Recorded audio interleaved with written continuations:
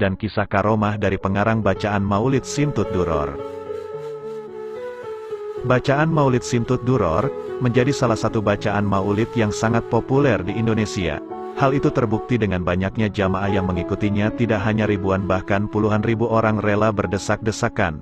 Tidak hanya bacaan maulidnya saja yang terkenal, tetapi juga pengarangnya sangat masyhur di bumi Nusantara ini.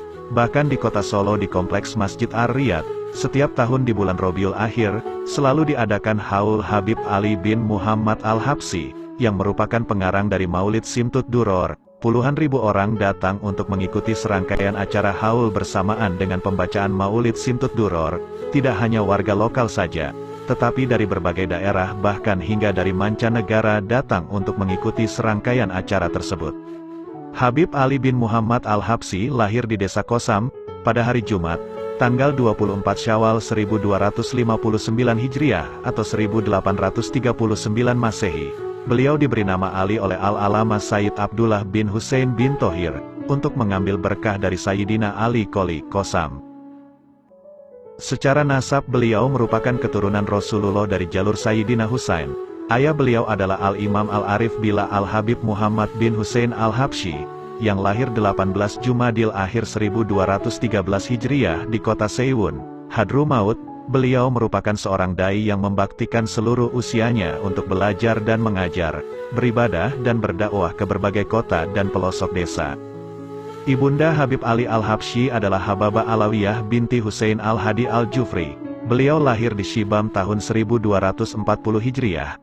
Ibunda beliau adalah seorang yang terkenal sangat solehah dan bijaksana, senang mengajar dan berdakwah. Bahkan Habib Ali memiliki hubungan yang sangat erat dengan ibunya. Beliau wafat pada 6 Rabius Tsani 1309 Hijriah. Habib Ali Al-Habsyi tumbuh di bawah asuhan dan pengawasan kedua orang tuanya, hingga ketika mencapai usia tamyiz, jiwanya telah dipenuhi oleh cahaya Al-Quran. Pada umur 11 tahun, selain telah hafal Al-Quran, beliau juga telah hafal kitab Al-Irsyad, Alfiyah Ibnu Malik, dan beberapa kitab lainnya. Guru-guru Habib Ali Al-Habsyi sangatlah banyak. Selain mendapatkan pendidikan langsung dari ayah dan ibunya, beliau juga berguru kepada Al-Habib Hasan bin Soleh Al-Bahar, Al-Habib Abdullah bin Husain bin Thohir, Al-Habib Abu Bakar bin Abdullah Al-Attos, Al-Habib Musin bin Alwi As-Segaf, Al-Habib Abdurrahman bin Ali bin Umar bin Sagaf, dan masih banyak lagi tentunya. Kegiatan dakwah Al-Habib Ali bin Muhammad Al-Habsyi. Ketika beliau berada di kota Mekah, berada di bawah mizab, beliau memohon kepada Allah agar mendapat seorang anak yang soleh. Saat itu juga beliau mendengar seruan, "Doamu telah terkabulkan, sekarang kembalilah ke negerimu." Sepulangnya dari Mekah, Habib Ali mulai membuka majelis ilmu di kota Seiwun. Salah satu majelisnya mengajarkan ilmu nahwu. Suatu hari salah satu guru beliau yaitu Syekh Muhammad Hatib menghadiri majelis beliau. Syekh Muhammad Hatib adalah seorang yang memiliki hal agung dan sangat mencintai Ahlul Bait. Habib Ali Al-Habsyi pernah belajar ilmu nahwu kepadanya dari kitab Al-Jurumiyah dan Mutammimah. Setelah selesai mengajar ilmu nahwu kepada beliau, kemudian Syekh Muhammad Hatib bertanya kepada Habib Ali, "Nahwu apa yang kau ajarkan ini? Ini bukan nahwu yang dulu pernah kuajarkan kepadamu. Dari mana kau dapatkan ilmu ini?" "Dari Allah Subhanahu wa Ta'ala," jawab Habib Ali. "Kalau begitu aku akan belajar kepadamu," kata Syekh Muhammad Hatib. Lalu Syekh Muhammad Hatib belajar kepada Habib Ali Al-Habsyi Syarah Hamaziyah karya Jamal. Habib Ali mengajar dan beribadah di Masjid Hambal selama 30 tahun. Beliau juga menjadi imam Masjid Hambal. Siang dan malam masjid itu makmur dengan zikir, tilawatul Quran dan pengajian. Saat mengajar di masjid tersebut tidak kurang dari 400 orang senantiasa menghadiri majelis beliau. Di bulan Ramadan setiap salat tarawih beliau membaca 10 juz Al-Quran. Sedangkan tiap malam Jumat beliau gunakan untuk membaca Dalailul Khairat dari sahur hingga fajar. Kemudian ketika berusia 37 tahun Habib Ali Al-Habsyi membangun ribat, pondok pesantren, yang pertama di Hadrumaut. Beliau mendirikan sebuah ribat di kota Seiwun untuk para penuntut ilmu dari dalam dan luar kota. Ribat itu menyerupai masjid dan terletak di sebelah timur halaman Masjid Abdul Malik. Biaya orang yang tinggal di ribat ditanggung oleh beliau sendiri. Di samping itu ada beberapa wakaf untuk membiayai keperluan mereka. Dan ketika beliau berusia 44 tahun atau pada tahun 1303 Hijriah, beliau membangun sebuah masjid yang kemudian terkenal dengan nama Masjid Riyadh di Seiwon. Habib Ali berkata, dalam Masjid Riyadh terdapat cahaya, rahasia dan keberkahan Nabi Muhammad. Di dalam Masjid Riyadh diadakan berbagai majelis, salah satunya adalah Majelis Senin. Majelis setiap hari Senin sangat agung, banyak pengunjungnya baik dari dalam maupun luar kota. Pada majelis ini dibacakan 6 kitab hadits, Al-Ummahat As-Sitt. Majelis Senin diliputi haibah dan kekhusyuan, walaupun masjid penuh sesak tapi seakan-akan tidak ada seorang pun di dalamnya. Setiap orang mendengarkan apa yang sedang dibaca, mereka tidak senang jika ada yang mengajak bicara. Tak diragukan lagi bahwa ruh Nabi Muhammad hadir dalam majelis itu. Majelis itu meninggalkan kesan dalam hati. Setelah dibacakan kitab hadits, Al-Quran dan Qasidah, lalu Habib Ali memberikan pengajian agung yang mampu menggerakkan hati dan membuat hadirin meneteskan air mata. Beliau kemudian menutup majelisnya dengan Fatihah yang serba mencakup.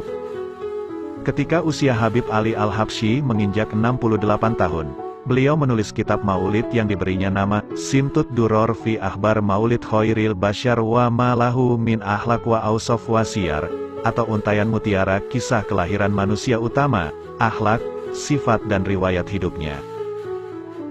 Beliau memulai menulis kitab Simtud Duror pada hari Kamis 26 Safar 1327 Hijriah dan pada tanggal 10 Rabiul Awal beliau menyempurnakan kitab maulidnya. Dan kemudian pada malam Sabtu 12 Rabiul Awal 1327 Hijriah beliau membaca maulid Simtud Duror di rumah muridnya yang bernama Habib Umar bin Hamid Assegaf. Sejak hari itu beliau mulai membaca maulidnya sendiri Simtud Duror, yang sebelumnya beliau selalu membaca maulid At-Tibai. Maulid Simtud Duror yang agung ini kemudian mulai tersebar luas di Seiwon, juga di seluruh Hadrumaut dan tempat-tempat lainnya. Maulid ini juga sampai ke Haromain, Indonesia, Kenya, Afrika, Dhafar dan Yaman, hingga sekarang tersebar dan dibaca di penjuru dunia.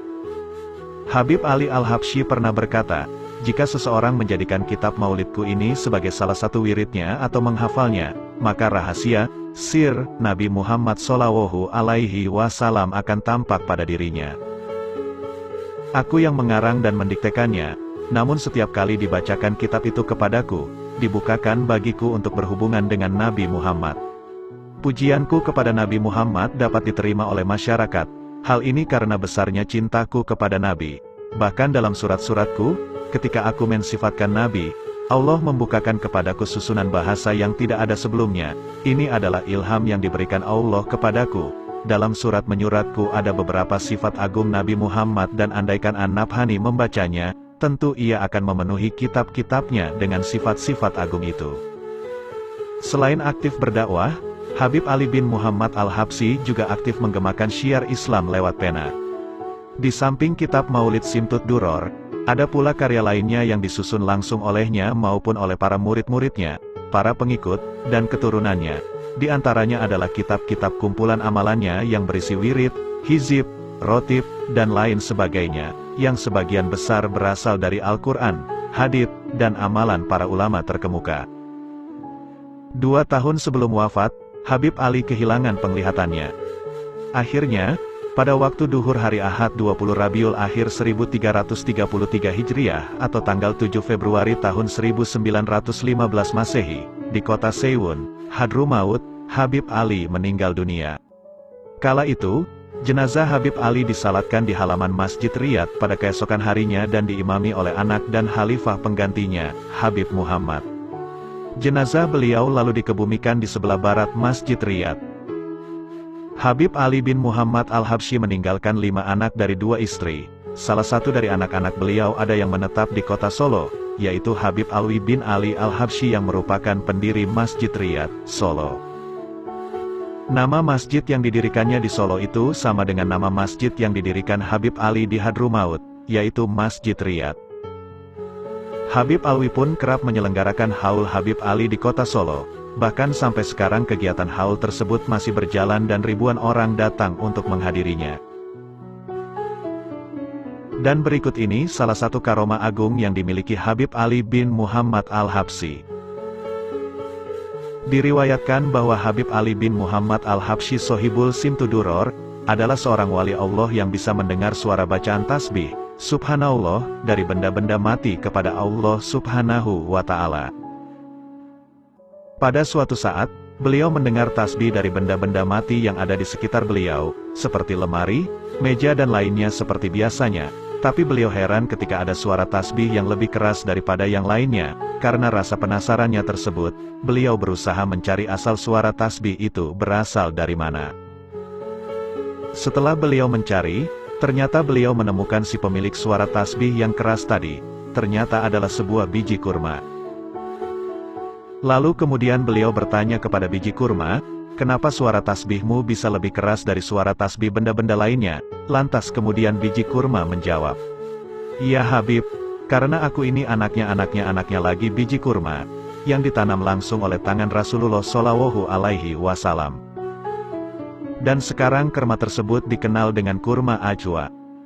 Subhanallah, sesuatu yang berkaitan atau berhubungan dengan Rasulullah akan ikut mulia, lebih-lebih jika hati yang berkaitan dengan Rasulullah, sebagaimana keadaan Habib Ali Al-Habsyi, yang menghabiskan seluruh hidupnya untuk memuji Rasulullah, dengan ribuan qasidah baik yang berbahasa Fuso atau Amiyah, dan beliau seringkali menangis setiap mendengar nama Rasulullah disebut, karena sangat berkaitannya hati beliau dengan Rasulullah. Bahkan disebutkan dalam manaqib Habib Ali, di antara tanda ketinggian halia beliau tampak ketika beliau hendak berbicara di depan halayak, maka sebelum beliau mengucapkan sepatah kata pun, para hadirin telah hujan tangis terlebih dahulu. Baru memandang wajah beliau orang-orang sudah bercucuran air mata. Keagungan Al-Habib Ali Al-Habsyi pun diakui oleh para ulama yang hidup sezamannya. Dalam suatu majlis, Sohibul Anfas Habib Ahmad bin Hasan Al-Atos, seorang wali min auliyaillah yang hidup sezaman dengan Habib Ali, mendapat kabar bahwa sahabatnya yang bernama Ja'far bin Hamid bermimpi bertemu dengan Rasulullah, dan beliau Rasulullah berkata, "Ali Al-Habsyi, amal perbuatannya dan amal perbuatan para muridnya semua diterima oleh Allah Ta'ala." Maka Habib Ahmad bin Hasan Al-Atos berkata, "Jika demikian, maka mulai saat ini kami ini adalah murid-muridmu, wahai Ali." Kemudian Habib Ali menjawab, "Kalian semua adalah murid-muridku." Syekh Yusuf bin Ismail An-Nabhani memasukkan Habib Ali dalam kitab Jami' Karomatil Aulia, meski secara zahir Syekh Yusuf tidak pernah bertemu dengan Habib Ali. Disaksikan pula oleh penjaga makam Rasulullah bahwa setiap hari Rasulullah selalu hadir bersama Habib Ali di kubah Rasulullah. Al-Habib Abdul Qadir bin Qutban pernah berkata kepada Habib Ali bin Muhammad Al-Habsyi, "Ya Habib Ali, kenapa setiap aku melihat arwah para salaf ahli tarim dan aku bertanya kepada mereka, hendak kemanakah kalian wahai para salafku? Maka mereka menjawab, kami akan ke Ali Habsyi." Habib Ali kemudian menjawab, "Wahai Abdul Qadir, itu semua karena aku telah memegang ketuanya. Aku memegang teguh Muhammad Sayyidil Wujud, Shallallahu Alaihi Wasallam." Habib Abu Bakar bin Abdullah bin Tholib Al-Atos adalah Syekh Futuh Habib Ali yang menuntun ruhani Habib Ali, dan mempertemukannya dengan Rasulullah secara terjaga sebanyak 20 kali. Dan beliau Habib Abu Bakar berkata, "Ya Ali, engkau akan menjadi magnetnya hati, semua hati akan tertarik dan mendekat padamu." Kelak perkataan Habib Abu Bakar pun terbukti melalui dua warisan berharga milik Habib Ali Al-Habsyi, yaitu Maulid Simtud Duror dan Sholawat Latoiful Arsyiyah, dua aurat yang banyak berjasa mengantarkan para salikin wasil ke hadirat Rasulullah. Habib Ali bin Muhammad Al-Habsyi pernah berkata, "Maulidku ini akan tersebar ke tengah-tengah masyarakat, dan akan mengumpulkan mereka di jalan Allah Subhanahu wa Ta'ala serta membuat mereka dicintai Rasulullah Shallallahu Alaihi Wasallam. Jika seseorang menjadikan kitab maulidku ini sebagai salah satu wiridnya dan menjaganya, maka sir, rahasia, Al-Mustafa Muhammad Shallallahu Alaihi Wasallam akan terpancar pada dirinya baik dohir maupun batin." Demikian sedikit kisah dari Habib Ali bin Muhammad Al-Habsyi. Sampai ketemu di video kami selanjutnya. Wassalamualaikum warahmatullahi wabarakatuh.